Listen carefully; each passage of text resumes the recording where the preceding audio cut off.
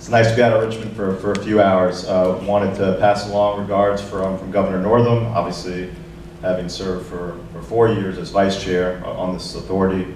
He's very familiar with what's going on here and grateful for the work, Glenn, that you and Congressman Moran, that the authority's doing. A couple quick notes. One, had a chance this week to talk with Senator Locke. The governor visited with her 2 weeks ago. I think folks are probably aware she was in a car accident and is on the mend. But I would definitely keep her, in your thoughts and prayers. She was not able to attend a veto session, and obviously is not with us today. But we caught up a little bit on Fort Monroe and other topics this week, and she's doing well. So please keep her in your thoughts.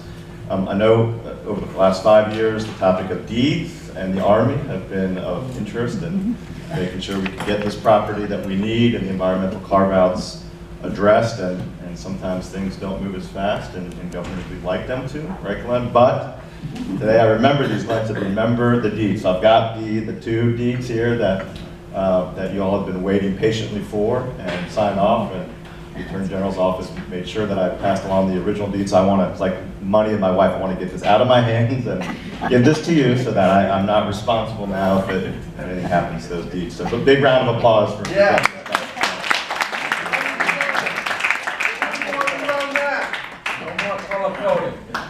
We're responsible for all of us now. Careful what you wish for. So, John just whispered that in his ear. And then just kind of an addendum from session in the budget. A priority, I know you've discussed this already, but wanted to give a shout out to the 1619 group and Bill Wiggins and a lot of the stakeholders. For the last several years, there's been a discussion, and I think a priority of stakeholders to be able to have monies available to do a proper, competition for a piece of public art commemoration here in 2019. And the General Assembly agreed with that this year and kept in the budget $500,000 for that. I know Glenn has some other money identified to help with the foundation and that process. We've engaged Janet Stark, who runs our Commission for the Arts, who's run some similar projects prior to becoming the executive director. And in August, the goal will be to announce the artist for that competition and project, and to engage the community in terms of what the community would like to see here to commemorate obviously the arrival of the first enslaved Africans, and the contraband decision, and this incredible responsibility that we have this year to make sure that we're doing all we can to not only promote Fort Monroe's history this year, but in the generations to come. And it's on that note, Clark, since you mentioned Bill Wiggins, let's just recognize Bill Wiggins. He's here with us, and thank you for all that the 1619 project has done. Thank you.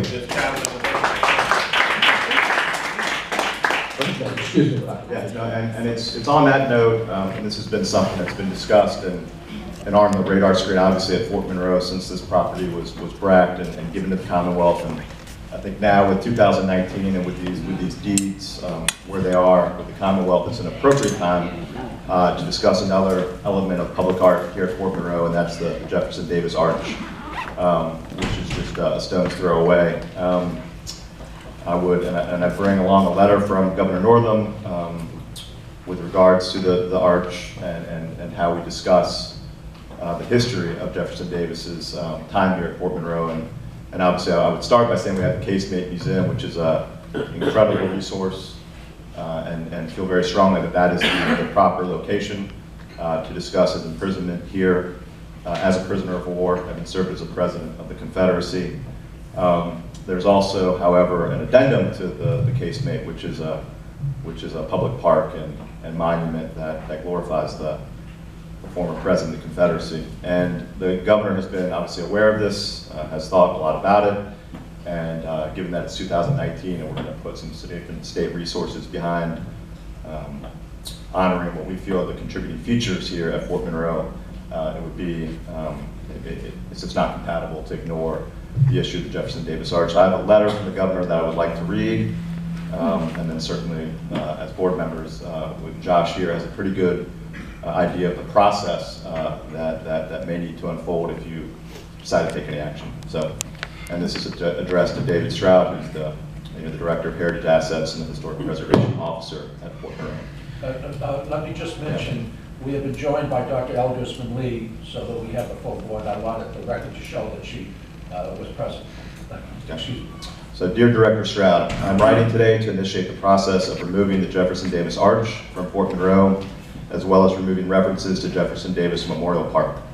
I understand this process will require detailed review by your office, along with significant public engagement, and I believe that that is appropriate. However, I feel strongly that a memorial glorifying the President of the Confederacy has no place here, especially given our efforts this year to commemorate the 400th anniversary of enslaved Africans landing at Old Point Comfort.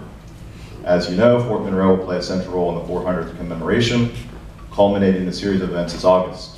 It is critical that the issue of the Jefferson Davis Arch and Park is addressed before those events.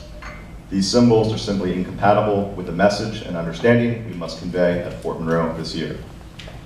Furthermore, while the Arch and Park are mentioned in the existing and proposed updated Fort Monroe National Historic Landmark designation documents, they are not listed as contributing features. As the designation documents make clear, the Arch and Park were constructed after the landmark's period of historical significance ended. Far from being original or essential features of the 19th century fort and its military history through World War II, the park was instead dedicated to Davis in 1955, and the arch was erected in 1956, the same year that Virginia shamefully established a policy of massive resistance to school immigration. While it is inappropriate to discuss and interpret Jefferson Davis's imprisonment at Fort Monroe, it is not appropriate to glorify it.